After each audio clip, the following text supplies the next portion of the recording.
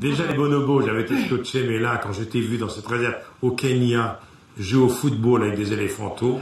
Il ne faut pas tomber, hein, parce que ils sont gentils, mais ils sont lourds. Le plus petit fait 80 kilos, donc très vite on arrive à 150, 200 kilos, et tu te dis si je trébuche, ils ont vu que je m'intéressais beaucoup à eux, que j'avais plutôt une sorte d'empathie, mais ils m'auraient piétiné, ces animaux. Oui. Donc il est à 5 mètres. Alors qu'est-ce qu'il fait ça c'est toi qui vas avoir la réponse, qu'est-ce qu'il fait qu'en même temps on ne prend pas de risque, parce que évidemment, on imagine bien que... Parce que l'animal est détendu... Un éléphant... Il y a les indices. Oui, mais un éléphant qui charge, ça court vite. Ah, ça court vite, et à 5-7 mètres, on n'a plus le temps de rien faire. On n'a plus le temps de faire demi-tour. C'est fini, donc...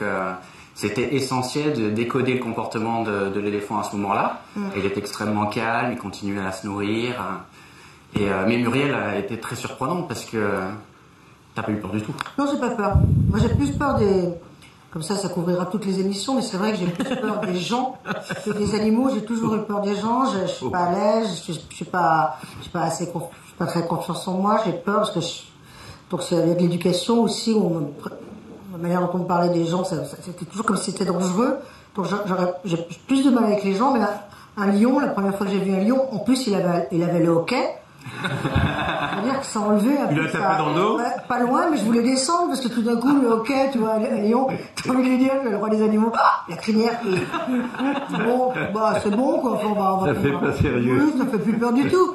Non, j'ai répondu, je sais que si je vois un gorille, c'est parce que je voudrais l'attraper, parce que comme je voudrais attraper ces gros animaux qui finalement sont qui les attrapent dans leurs bras, donc ça c'est toujours ma fibre maternelle qui vient chercher même, et surtout les plus gros.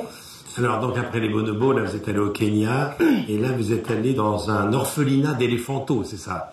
C'est-à-dire comme pour les bonobos, ça n'était pas une Nairobi, ce sont des éléphants orphelins que vous allez essayer de remettre dans la nature après les avoir câlinés et fait oublier leur drame, parce que c'est comme chez les humains, ils sont orphelins, avec le drame que ça représente. Hein. Exactement, les mères sont tuées pour l'ivoire, tout le monde connaît la problématique, et ces jeunes orphelins se retrouvent justement tout seuls, et donc il y a une fondation, la fondation Sheldrick, qui récupère dans tout le Kenya ces bébés orphelins et qui relâche dans la nature, et ce qui est formidable, c'est qu'en fait ces orphelins vont apprendre à redevenir sauvages au contact des autres éléphants. En fait, il y a une forme d'entraide, et ce sont les sauvages, ou ceux qui ont déjà été relâchés il y a des années, qui vont apprendre aux orphelins à se débrouiller, et qui jouent le rôle de maman de substitution. En fait. Il y a des chiffres quand même. Un éléphant est tué par les braconniers toutes les 5 minutes.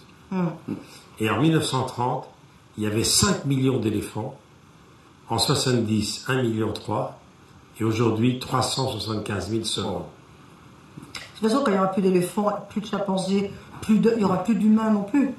Donc cette histoire-là, c'est vraiment que... On parle beaucoup du lien avec Shiny, mais c'est vrai que cette émission, ce documentaire, il est là aussi pour ça, je trouve pas notre...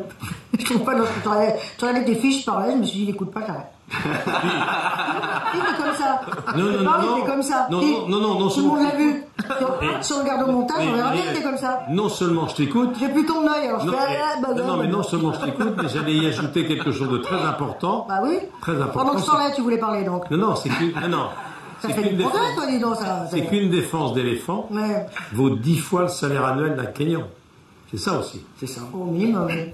Ils ont entre 20 000 et 100 000 euros sur eux, ou 120 000 euros. Ils sont tellement intelligents que maintenant, certains éléphants, on apprend beaucoup de choses dans l'émission, plantent leur défense dans le sol, puisqu'ils savent que ça a de la valeur et qu'ils peuvent mourir à cause de ça.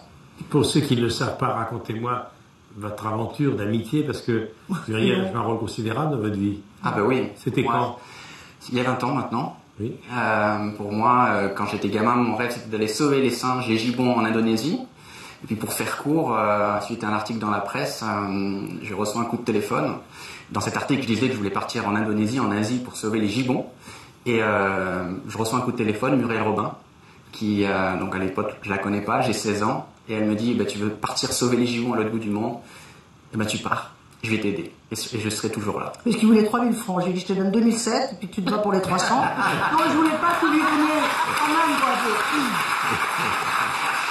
Et, je ne savais pas, mais j'ai un instinct qui est plutôt gentil avec moi. Je savais pas que j'ai rencontré un grand mec. Et 20 ans après, nombre de gibbons qu'il a sauvés, Et on se retrouve dans cette émission. Moi, c'est vrai que je suis là parce que c'est lui. Il y a les animaux, mais il y a aussi notre histoire. Donc il y a quelque chose de cohérent. Si ce n'était pas Shiny, je ne serais pas là, évidemment. Mais c'est bien sûr qu'il a une maman formidable, mais c'est un peu mon bébé. C'est vrai que dans certains pays, le trafic d'ivoire est devenu une des sources principales de financement des groupes djihadistes. Oui, du terrorisme en Afrique.